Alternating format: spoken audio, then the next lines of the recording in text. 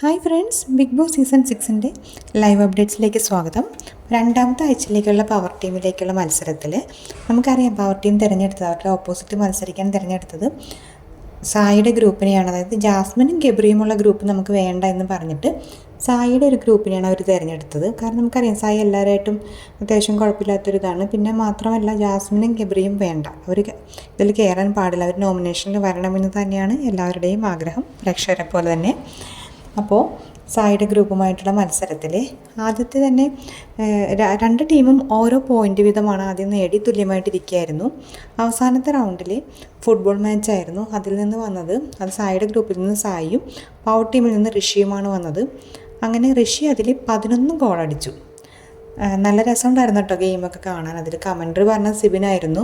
സിബിൻ നന്നായിട്ട് കമൻറ്റൊക്കെ പറഞ്ഞു, എങ്കിലും സിബിൻ കുറച്ച് ഋഷിക്ക് സപ്പോർട്ട് ചെയ്ത്, ഋഷി പതുക്കെ കളിച്ചാൽ മതി, ഇത് ഗെയിമാണ്, സമയമുണ്ട്, പതുക്കെ സമാധാനമായി കളിച്ചാൽ മതി എന്നൊക്കെ പറഞ്ഞ് സിബിൻ ഋഷിയെ കുറച്ചുകൂടി എന്താ പറയുക, ഒരു പോസിറ്റീവ് ഒരു എനർജി കൊടുക്കുമായിരുന്നു. അപ്പോൾ ബിഗ് ബോസ് തന്നെ വിലക്കുന്നുണ്ട്, കമൻട്രി പറയുന്ന ആൾ ഒരിക്കലും ഒരാൾക്ക് വേണ്ടി മാത്രം സംസാരിക്കരുത് എന്നൊക്കെ പറഞ്ഞ് ബിഗ് ബോസ് വിലക്കിയിട്ടുണ്ടായിരുന്നു.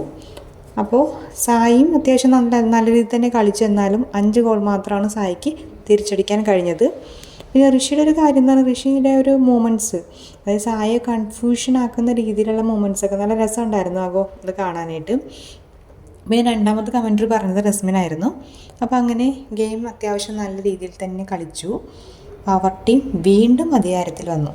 അപ്പോൾ നമുക്കറിയാം, പവർ ടീമിലുള്ള ആൾക്കാരെന്ന് പറഞ്ഞു കഴിഞ്ഞാൽ പിന്നെ സിബിൻ, പൂജ, അതുപോലെ ഋഷി, അപ്പോൾ ഇവരെയൊക്കെ ആയിട്ട് നമുക്ക് അറിയാമല്ലോ, ജാസ്മിനും ഗബ്രിക്കും തീരെ പറ്റാത്ത ആൾക്കാരാണ് ഇവരെല്ലാവരും.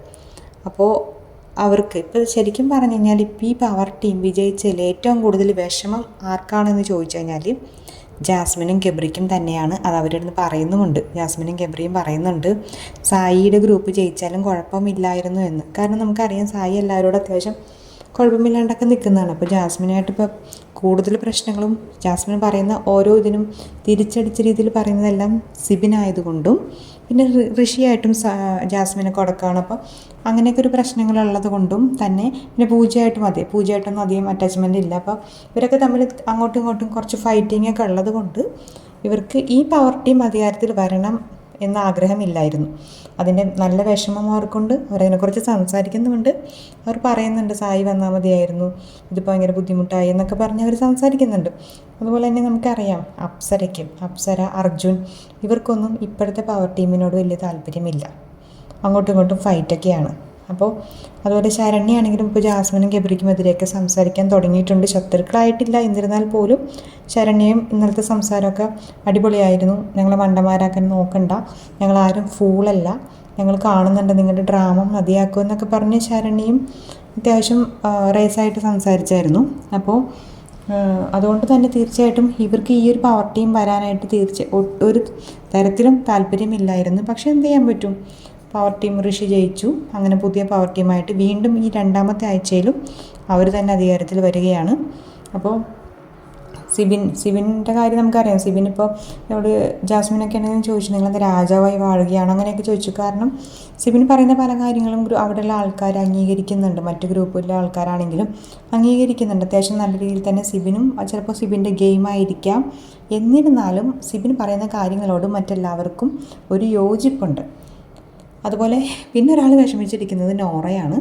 നമുക്കറിയാമല്ലോ നോറയുടെ കാര്യം. നോറ അത്യാവശ്യം നന്നായിട്ടൊക്കെ കളിച്ചിരുന്നാലും അവസാനം അത് പോയി. അപ്പോൾ ആ ഒരു വിഷമം, അതായത് ജയിക്കാൻ പറ്റില്ലല്ലോ എന്നുള്ളൊരു വിഷമം നോറയ്ക്കുമുണ്ട്. എന്താണെങ്കിലും പുതിയ പവർ ടീം അധികാരത്തിൽ വന്നു. അപ്പോൾ പുതിയ മാറ്റങ്ങളും ഗെയിമെല്ലാം ചേഞ്ച് ആവട്ടെ. അതുപോലെ നമുക്കറിയാമല്ലോ, എല്ലാവരും ഇപ്പോൾ ഈ വൈൽഡ് കാർഡ് വന്നതോടെയാണ് ബിഗ് ബോസിൽ ഇത്രയധികം മാറ്റങ്ങൾ ഉണ്ടായിട്ടുള്ളത്. അപ്പോൾ ഇനിയും ഈ പവർ ടീം പുതിയ അധികാരങ്ങളും പുതിയ പവറെല്ലാം കൊണ്ടുവന്ന് കുറച്ചും കൂടി നല്ല സ്ട്രോങ് ആയിട്ട് എല്ലാവരെയും ഇൻഡിവിജ്വലായിട്ട് എല്ലാവർക്കും കളിക്കാൻ പറ്റട്ടെ. അതുപോലെ അവരുടെ പവർ ഉപയോഗിച്ചുകൊണ്ട് നല്ല കാര്യങ്ങളൊക്കെ ചെയ്യട്ടെ. അത്യാവശ്യം ഈ ഒരു വൈൽഡ് കാർഡ് വന്നതിന് ശേഷം ബിഗ് ബോസ് പിന്നെയും കുറച്ചും കൂടി അത് പഴയതിൽ നിന്ന് ഒരുപാട് മാറിയിട്ടുണ്ട്. അപ്പോൾ അതുപോലെ അടിപൊളിയാവട്ടെ. പുതിയ ലൈവ് അപ്ഡേറ്റ്സുമായിട്ട് നമുക്ക് വീണ്ടും കാണാം. വീഡിയോസ് ഇഷ്ടമാണെങ്കിൽ ലൈക്ക് ചെയ്യുക. അതുപോലെ നിങ്ങൾക്ക് കമൻറ്റ്സ് ഉണ്ടെങ്കിൽ കമൻറ്റ് ചെയ്യാം. Thank you so much.